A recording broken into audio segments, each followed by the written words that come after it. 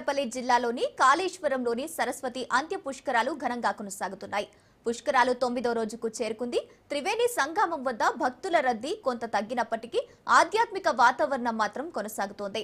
వేకువజాము నుంచే తెలుగు రాష్ట్రాలతో పాటు మహారాష్ట్ర, ఛత్తీస్గఢ్ రాష్ట్రాల నుంచి భారీగా భక్తులు కాళేశ్వరానికి తరలివస్తున్నారు. త్రివేణి సంగమంలో పవిత్ర స్నానాలు ఆచరించి భక్తులు గోదావరి మాతకు ప్రత్యేక పూజలు నిర్వహిస్తున్నారు.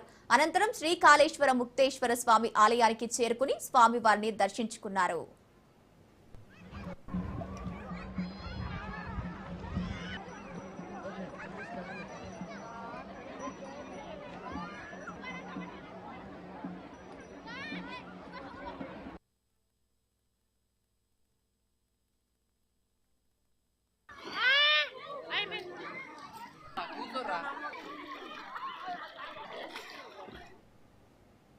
ఇవి బులెటిన్ అప్డేట్స్ కి